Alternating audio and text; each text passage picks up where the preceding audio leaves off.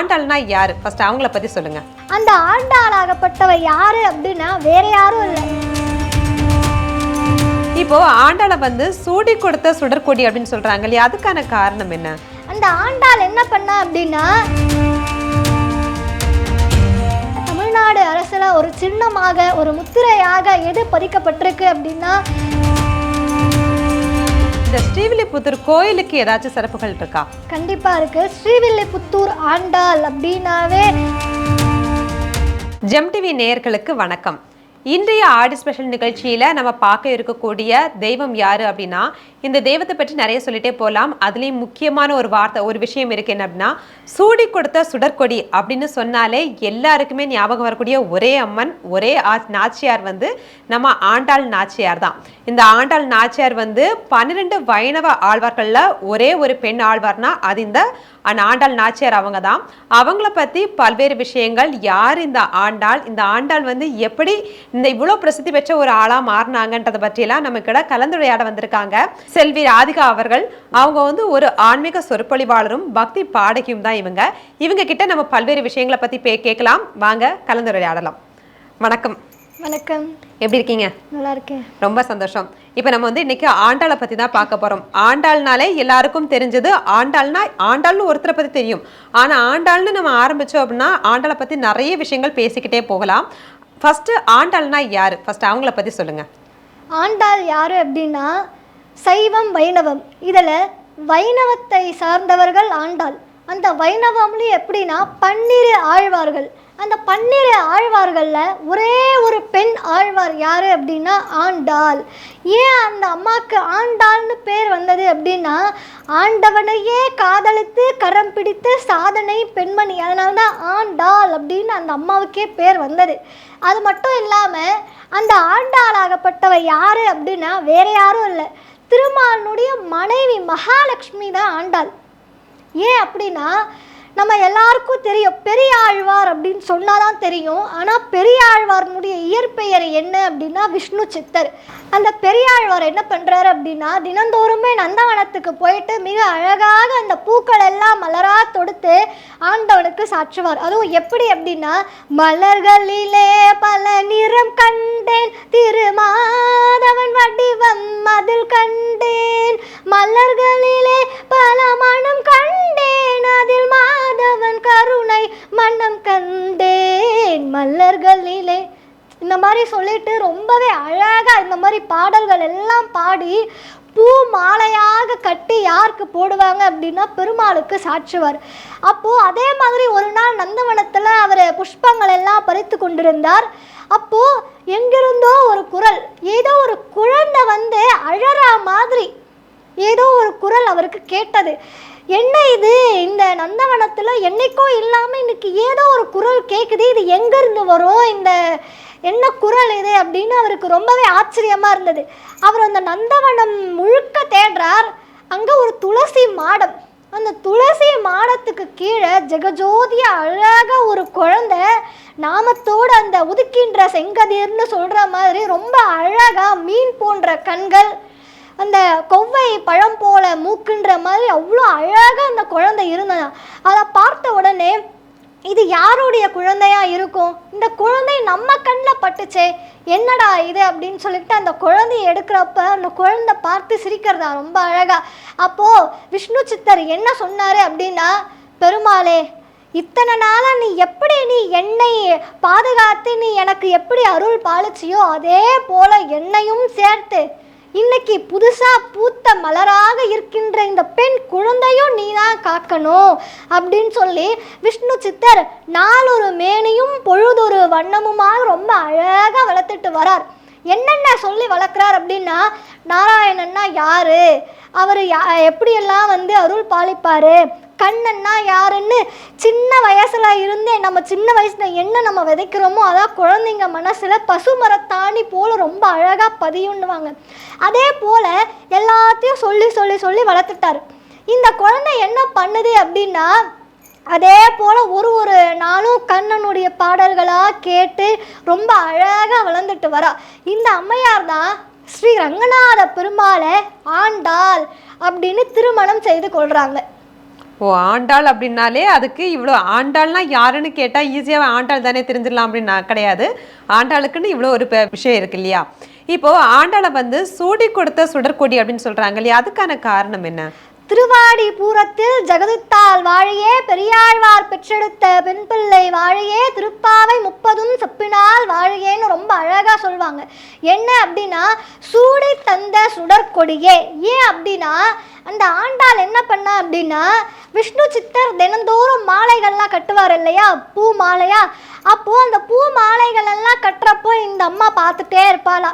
அப்போ இவர் பூ மாலை கட்டி வச்சுட்டு போயிட்டு வர்றதுக்குள்ள அந்த மாலையை கழுத்துல போட்டு, யாருக்கு சாற்ற வேண்டிய மாலை, இறைவனுக்கு சாற்ற வேண்டிய மாலை, அந்த மாலையை கழுத்துல போட்டு கண்ணாடி முன்னாடி நின்றுட்டு, நீ வந்து என் கூட விளையாட வருவியா, நீ முதல்ல என் கழுத்தில் இருக்கிற மாலையை நீ எடுக்க வருவியா, நான் அதை வந்து நான் ஓடுவேனான்னு சொல்லிட்டு ஒரு விளையாட்டு மாதிரி அந்த அம்மா தினந்தோறும் பண்ணுவா. இது விஷ்ணு சித்தருக்கு தெரியல இந்த விஷயம் ஒன்று நடக்குதுன்னே. ஒரு நாள் பார்த்துட்டார்.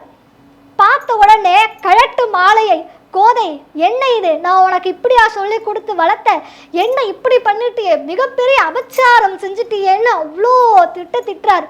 பாவம் சின்ன பொண்ணு கோதை என்ன பண்ணான்னா, நான் செஞ்சது அவ்வளோ பெரிய தப்பான்னு அந்த அம்மாவுக்கு தெரியவே தெரியாது. அதுக்கப்புறமா வேற ஒரு புது மாலையை கட்டி அவர் போய் சாச்சிட்டு வந்துட்டார். இரவுல ஒரு அசிரீரி மாதிரி தோன்றது விஷ்ணு சித்தருக்கு.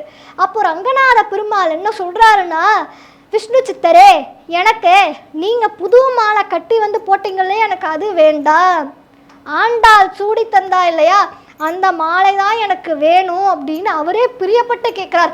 அதனால தான் இவ தானே சூடினா, சூடி தந்தா யாருன்னா சுடர் கொடி, அதனால தான் சூடி தந்த சுடர் கொடியே அப்படின்னு ரொம்ப அழகாக சொல்லுவாங்க. ஓ, அப்போ சூடி தந்த சுடற்கொடின்றதுக்கு பின்னாடியும் இவ்வளோ பெரிய வரலாறு விஷயம் இருக்கு இல்லையா? இப்போ இந்த ஸ்ரீவில்லிபுத்தூர்ல திருக்கல்யாண வைபவம் வந்து ரொம்ப விமர்சையா நடக்கும் அப்படின்னு சொல்றாங்க. அதை பற்றி கொஞ்சம் சொல்லுங்க. ஆண்டாள் என்ன பண்ணா அப்படின்னா மங்கை பருவம் வந்து விட்டது. வந்த உடனே என்ன அப்படின்னா, மனிதர்கள் யாரையும் மணக்க மாட்டேன், மணந்தால் ஸ்ரீ ரங்கநாதர் பெருமானை மட்டும்தான் நான் மணப்பேன், இல்லைன்னா எனக்கு திருமணமே வேண்டாம் அப்படின்னு அந்த அம்மா சொல்லிட்டா. சொன்ன உடனே இந்த விஷ்ணு சித்தர் யோசிக்கிறாரு, என்னடா இது, மனிதர்களை தானே மணக்க முடியும், ஏன்னா நம்ம எல்லாம் மானுட பிறவிகள், இவன் என்ன இந்த மாதிரி இறைவனையே மணப்பேன்னு சொல்றாளேன்னு இவர் எதுவும் சொல்லலை. ஏன்னா ஒரே ஒரு பெண், செல்ல பெண் இல்லையா, அதனால இவர் எதுவும் சொல்லலை. ஊரில் இருக்கிற மக்கள் எல்லாம் என்ன சொல்கிறாங்க அப்படின்னா, இதுக்கு தான் சின்ன வயசுல இருந்தே நிறைய கதைகள்லாம், ஆன்மீக கதைகள்லாம் சொல்லக்கூடாது, இப்போ பார்த்தியா என்ன மாதிரி வந்து நிற்கிறான்னு அப்படின்னு இந்த மாதிரி இவரை ரொம்ப பேசுகிறாங்க. இவர் எதுவுமே சொல்லலை. ஆண்டாள் என்ன பண்ணுறாங்க அப்படின்னா, அழகாக ஒரு மணமகளாக அழகாக தயாராகிட்டாங்க. ஸ்ரீ வில்லிபுத்தூர்ல இருந்து ஸ்ரீ ரங்கநாத பெருமானுக்கு மணமகளாக எல்லாரும் அந்த ஊர் மக்கள் உட்பட விஷ்ணு சித்தர் உட்பட அந்த அம்மையாரை அழைச்சிட்டு வராங்க. ஆண்டாளை அழைச்சிட்டு வந்த பிறகு அந்த ஸ்ரீ ரங்கநாதர் கோவிலில் அந்த அம்மா போயிட்டு, இறைவா நீ சொன்ன மாதிரி உன்னுடைய சன்னதிக்கே நான் வந்துட்டேன், இப்பயாவது இவங்க எல்லார் முன்னாடியும் நீ என்னை திருமணம் செய்து கொள்ள வேண்டும், இரண்டரை கலக்க வேண்டும்னு அந்த அம்மா மனம் உருகி சொல்கிறாளாம். எப்படின்னா, ஹரி ஹரி கோகுல ரமணா உந்தன் திருவடி சரணம் கண்ணா, ஹரி ஹரி கோகுல ரமணா உந்தன் திருவடி சரணம் கண்ணா அப்படின்னு சொல்லிட்டு மனம் உருக அந்த அம்மா கேட்குறார். உடனே என்ன பண்ணுறாரு, இந்த அம்மா போய் மாலை கழுத்தோடு நின்ன உடனே ஸ்ரீ ரங்கநாத பெருமானும் ஆண்டாலும் இரண்டரை கலந்து விடுகிறார்கள். இந்த வைபவத்தை தான் தேரோட்டமாகவும் ஸ்ரீவில்லிபுத்தூர்ல ரொம்ப அழகாக பண்ணிட்டு வராங்க இன்னைக்கு வரைக்கும். அதாவது நானும் நிறைய நாடகங்கள்ல எல்லாம் பார்த்துருக்கேன். ஸ்ரீ ரங்கநாதருக்கும் ஆண்டாளுக்கும் வந்து நடக்கக்கூடிய வைபவம் வந்து திருமண வைபவம்ன்றது ரொம்பவே வந்து ரொம்ப விசேஷமா இருக்கும். அது பார்க்கறதுக்குமே வந்து கண்கொள்ளா காட்சியா இருக்கும்ன்றதை நான் பார்த்துருக்கேன். நீங்க இப்போ சொன்னீங்க இல்லையா தேரோட்டம் அப்படின்னு, இப்போ வந்து ஆடி மாதத்துல வந்து அம்மனுக்கு விசேஷம் அப்படின்றது நம்ம பத்தி பார்த்துட்டு இருக்கோம். நம்ம அதுதான் நம்ம எல்லாருக்குமே தெரிஞ்ச ஒரு விஷயமா இருக்கும். ஆனா ஆண்டாளா அம்மனை பாவிக்கக்கூடிய காரணம் என்ன? ஆண்டாள்னா இப்போ எல்லாருக்கும் எப்படி தெரியும் அப்படின்னா, ஆண்டாள்னா யார், சூடி தந்த சுடற்கொடி. யாரை திருமணம் செய்து கொண்டாள், ஸ்ரீ ரங்கநாத பெருமான திருமணம் செய்து கொண்டாள். 12 ஆழ்வார்கள்லாம் ஒரே ஒரு பெண் யாருன்னா ஆண்டாள், அவ்வளோதான் தெரியும், வைணவத்தில் ஒருத்தர். ஆனால் இந்த அம்மன் வந்து ஆண்டாள் பெரியாழ்வார் பெற்றெடுத்த பெண் பிள்ளைன்னு சொல்லுவாங்க. பெரியாழ்வார்னு ஏன் பேர் வந்ததுன்னா, நம்ம ஏற்கனவே சொல்லியிருந்தோம், ஆண்டாளை யார் வளர்த்தாங்க அப்படின்னா விஷ்ணு சித்தர். அவருக்கு எப்படி பெரியாழ்வார்னு பேர் வந்ததுன்னா, நம்மெல்லாம் இறைவன் கிட்ட போன உடனே எனக்கு இது வேணும், எனக்கு கல்யாணம் ஆகணும், எனக்கு இதெல்லாம் நடக்கணும், இப்படியெல்லாம் செய்யணும்னு நம்ம ஒரு பெரிய லிஸ்ட்டு மாதிரி நம்ம போடுவோம். ஆனால் விஷ்ணு சித்தர் போய் பெருமாள் கிட்ட நின்னாராம். நின்று, இவ்வளோ அழகாக இருக்கியே, உனக்கு கண்ணு படாதா, உனக்கு கண்ணு பற்ற போதுன்னு பெருமாளுக்கே மங்களாசாசனம் பாடியவர் விஷ்ணு சித்தர். எவ்வளோ பெரிய மனசு இல்லையா? யாருக்குமே இந்த இலகிய மனமாகப்பட்டது வராது. என்ன பாடினார்னா, பல்லாண்டு பல்லாண்டு பல்லாயிரத்தாண்டு பல கோடி நூறாயிரம் மல்லாண்டதிந்தோல் மணிவண்ணா உன் சேவடி செவ்வி திருக்காப்புன்னு பாடினார். அதனால தான் விஷ்ணு சித்தர் அப்படின்ற ஒரு பேர் பெரிய ஆழ்வார், பெரிய ஆழ்வார். எவ்வளோ பெரிய மனசு இல்லையா? அதனால தான் அந்த பேரே வந்தது. நம்ம ஆண்டாளை பெரியாழ்வார் பெற்றெடுத்த பெண் பிள்ளைன்னா தெரியும், திருப்பாவை பாடினாங்கன்னா தெரியும். ஆனால் திருவாடி பூரத்தில் வெள்ளிக்கிழமையில தான் அந்த அம்மா பிறந்தா. இப்போ என்ன அப்படின்னா, திருவாடி பூரத்தில் வெள்ளிக்கிழமை அப்போ ஆண்டாள் அம்மனுக்கு வளைகாப்பு பண்ணுவாங்க. பெண்கள் கோவிலுக்கு வரக்கூடிய பெண்களுக்கும் வளையெல்லாம் போட்டு அந்த அம்மனுக்கு எப்படி பண்ணுவாங்களோ அதே போல் ஆண்டாள் ஒரு அம்மனாக பாவிச்சு வளைகாப்புலாம் பண்ணுவாங்க. அதனால ஆண்டாள் என்பவள் வைணவத்தில் மட்டும் சார்ந்தவை இல்லை, ஒரு அம்மனாகவும் இந்த ஆடி பூரத்தில் நமக்கு எல்லாம் காட்சி அளித்து கொண்டு அருள் பாலித்து கொண்டிருப்பவள் யார் அப்படின்னா ஆண்டாள். ஆண்டாளும் ஒரு வகையில் நமக்கு அம்மன் தான் அப்படின்றது நீங்கள் சொன்னதுலேருந்து எங்களுக்கு தெரியுது. இப்போ இந்த ஆண்டாளுக்காக எங்களுக்காக ஒரு பாடல் பாடுங்களேன். கண்டிப்பா. ராதா ரமண கோவிந்தா ஹரி கோவிந்தா, லக்ஷ்மீ வரத கோவிந்தா ஹரி கோவிந்தா, ஆஞ்சநேய வரத கோவிந்தா ஹரி கோவிந்தா, கோபிகா ஜீவன ஸ்மரணம் கோவிந்தா கோவிந்தா, ஹரி ஹரி கோகுல ரமணா உந்தன் திருவடி சரணம் கண்ணா, ஸ்ரீ ஹரி ஹரி கோகுல ரமணா உந்தன் திருவடி சரணம் கண்ணா, ஸ்ரீ ஹரி ஹரி கோகுல ரமணா உந்தன் திருவடி சரணம் கண்ணா, பாரத தேவா பாண்டவனேசா பதமலர் பணிந்தோமே, பாரத தேவா பாண்டவனேசா பதமலர் பணிந்தோமே, உன் பதமலர் பணிந்தோமே, ஸ்ரீ ஹரி ஹரி கோகுல ரமணா உந்தன் திருவடி சரணம் கண்ணா கண்ணா கண்ணா கண்ணா கண்ணா. அதாவது ரொம்ப அழகா இவ்வளவு விஷயங்களை எங்க கூட ஷேர் பண்ணிட்டு இருக்கீங்க. இந்த ஸ்ரீவில்லிபுத்தூர்னு நம்ம ஆரம்பிச்சோம் இல்லையா, இந்த ஸ்ரீவில்லிபுத்தூர் கோயிலுக்கு ஏதாச்சும் சிறப்புகள் இருக்கா? கண்டிப்பா இருக்கு. ஸ்ரீவில்லிபுத்தூர் ஆண்டாள் அப்படின்னாவே எல்லாருக்கும் ஒரே ஒரு விஷயம் தான் ஞாபகம் வரும். இது எத்தனை பேருக்கு தெரியும் அப்படின்னு தெரியல, ஆனால் சில பேருக்கு தெரிந்திருக்க வாய்ப்பு இருக்கு. என்ன அப்படின்னா, நம்ம தமிழ்நாடு அரசு சின்னம் இருக்கு இல்லையா, அதில் இந்த ஸ்ரீவில்லிபுத்தூர் ஆண்டாளுடைய கோபுரம் தான் முத்திரையாகவே பதிக்கப்பட்டிருக்கு. இது நிறைய பேருக்கு தெரியும்னு நினைக்கிறேன், அதை யாரும் அவ்வளவா கவனிக்கிறது இல்லை.